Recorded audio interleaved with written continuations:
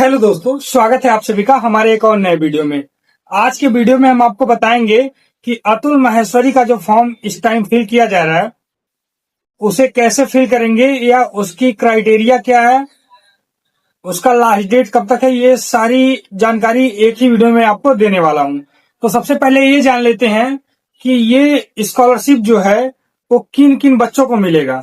तो आप जान लीजिए कि इस वर्ष अतुल माहेश्वरी छात्रवृत्ति परीक्षा में प्रादेशिक बोर्ड के विद्यालयों में पढ़ने वाले 9वीं और 10वीं के 23 विद्यार्थियों को 50-50 हजार रुपए का स्कॉलरशिप राशि दी जाएगी और 11वीं और 12वीं में जो छात्र पढ़ते हैं उनमें 23 छात्रों को 75-75 हजार रुपए की छात्रवृत्ति दी जाएगी।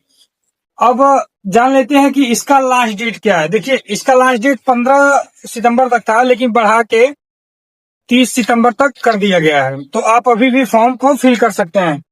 अब जान लेते हैं कि अतुल माहेश्वरी छात्रवृत्ति के लिए पात्र कौन है। यह छात्रवृत्ति राज्य बोर्डों से 9वीं और 12वीं तक पढ़ने वाले वंचित वर्ग के उन छात्रों के लिए है कि परिवार की वार्षिक आय 2 लाख से कम की हो। चलिए आपको वीडियो में बताते हैं कि इस फॉर्म को फिल कैसे करना है। सारी जानकारी आपको स्टेप बाय स्टेप एकदम बताने वाले हैं। तो चलिए चलते हैं कंप्यूटर के होम स्क्रीन पर। अब इसे अप्लाई करने के लिए आपको यहाँ अतुल माहेश्वरी छात्रवृत्ति 2025 के नीचे अप्लाई हेयर का ऑप्शन दिखाई देगा। इसी के ऊपर आपको क्लिक कर देना है। क्लिक करने के बाद आप कुछ इस तरीके का पोर्टल पे आ जाएंगे। यहाँ आपको अपना ईमेल आईडी डाल देना है। उसके बाद आपको अपना प्रथम नाम देना है, लास्ट नाम देना है, आपका एज क्या है एज देना है। यहाँ आपको अपना जेंडर सेलेक्ट कर लेना है, क्लास वर्तमान में आप किस क्लास में है वो क्लास सेलेक्ट कर लेनी है। आप पिछली कक्षा में कितने नंबर पाए हैं परसेंटेज में वो आपको डाल देना है। यहाँ आपको अपना बोर्ड सेलेक्ट करना है, किस बोर्ड से आप पढ़ रहे हैं उसको सेलेक्ट करना है। उसके बाद आपको पोस्टल एड्रेस देना है, आपके घर का पूरा पता, जिस पे आपको कोई भी पोस्ट अमर उजाला के द्वारा अगर भेजा जाता है, पोस्ट भेज दिया जाए, सेम वही पता आपको डालना है ताकि इसमें कुछ दिक्कत ना आए। और एक बात जरूर ध्यान दीजिएगा, आप एड्रेस डालेंगे इसमें, उसमें लास्ट में अपना मोबाइल नंबर ज़रूर डाल दीजिएगा। उसके बाद आपको अपना स्कूल का नाम देना है, जिस स्कूल में आप पढ़ते हैं उस स्कूल का नाम आपको यहाँ दे देना है। उसके बाद स्कूल का एड्रेस देना है, उस स्कूल का एड्रेस क्या है वो आपको एड्रेस इसमें डाल देना है। उसके बाद आपको अपना एग्ज़ाम सिटी सेलेक्ट कर लेना है, जो भी आपका एग्ज़ाम सिटी है जहाँ आप एग्ज़ाम देना चाहते हैं वो सिटी आप यहाँ सेलेक्ट कर लीजिएगा। उसके बाद आपको अपने पिताजी का नाम सेलेक्ट कर लेना है।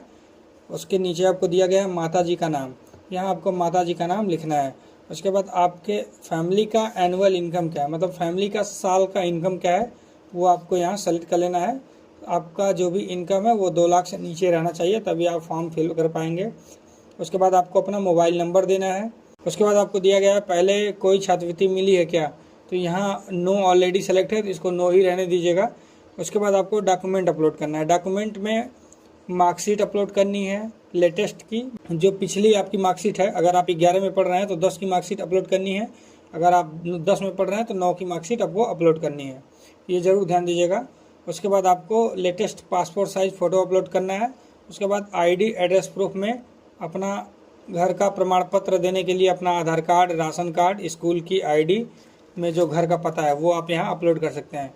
और आपको अपलोड जो करना है उसकी file JPG, JPEG, PNG format में होनी चाहिए और कम से कम 1 MB के बीच होनी चाहिए, उससे अधिक नहीं होनी चाहिए। चलिए हम फॉर्म को फिल कर लेते हैं। तो सबसे पहले अपना ईमेल आईडी डालेंगे, जो भी अपना ईमेल आईडी है। उसके बाद यहाँ आपको बच्चे का फर्स्ट नाम डालना है, उसके बाद सेकंड नाम डालना है। चलिए इसे भी हम लोग लिख लेते हैं। ये दोनों नाम लिखने के बाद उसका एज डाल देना है, बच्चे का जितना एज रहेगा वो एज आपको यहाँ डाल देना है। उसके बाद आपको ऊपर की तरफ स्क्रॉल कर लेना है। अब यहाँ आपको बच्चे का लिंग सेलेक्ट कर लेना है, जो भी लिंग है आप यहाँ लिंग सेलेक्ट कर लीजिएगा। उसके बाद वर्तमान की क्लास, किस क्लास में बच्चा पढ़ रहा है वो क्लास आप यहाँ सेलेक्ट कर लीजिएगा। उसके बाद आपको यहाँ पिछली कक्षा का प्रतिशत डालना है, उस नंबर का प्रतिशत निकाल के आप यहाँ डाल देंगे। प्रतिशत डालने के बाद आपको बोर्ड का नाम सेलेक्ट करना है, कौन से बोर्ड में बच्चा पढ़ रहा है। उस बोर्ड को सेलेक्ट करने के बाद आपको अपने घर का पता देना है, पोस्टल एड्रेस देना है, ताकि अगर अमर उजाला के इस स्कीम के तहत आपको कोई पोस्ट आता है तो यहाँ आपको मिल जाएगा आसानी से। अपना एड्रेस फुल फिल करने के बाद आपको अपने स्कूल का नाम दे देना है, जिस स्कूल में आप पढ़ रहे हैं। आपको स्कूल का नाम देने के बाद यहाँ आपको स्कूल का पता डाल देना है। जो स्कूल का पता है वो पता आप यहाँ डाल दीजिएगा। स्कूल का पता डालने के बाद आपको ऊपर की तरफ स्क्रॉल कर लेना है। अब यहाँ आपको अपने एग्ज़ाम की सिटी सेलेक्ट करना है। जहाँ आप पेपर देना चाहते हैं वो सिटी आप यहाँ सेलेक्ट कर लीजिएगा। सिटी सेलेक्ट करने के बाद आपको अपने पिताजी का नाम डाल देना है। पिताजी का नाम आप वही डालेंगे जो आपके आधार में या पिताजी के आधार में मेंशन हो। उसके बाद आपको अपने माताजी का नाम डाल देना है। माताजी का नाम भी अपने आधार से आप मैच करा लीजिएगा, उनके आधार से। माताजी का नाम देने के बाद यहाँ आपको आपके परिवार की एनुअल इनकम जो है वो सेलेक्ट कर लेनी है। एनुअल इनकम सेलेक्ट करने के बाद आप यहाँ अपना मोबाइल नंबर दे दीजिएगा। आपका जो मोबाइल नंबर है, आपसे पूछा जाएगा क्या इससे पहले आपको छात्रवृत्ति मिली है, तो आप यहाँ नो सेलेक्ट है तो नो ही रहने दीजिएगा। उसके बाद आपको अपना यहाँ डिटेल्स जो है डॉक्यूमेंट उसको अटैच करना है। तो चलिए अपना डॉक्यूमेंट यहाँ अटैच कर देते हैं। अपलोड करने के बाद आपको सबमिट के ऑप्शन पे क्लिक कर देना है।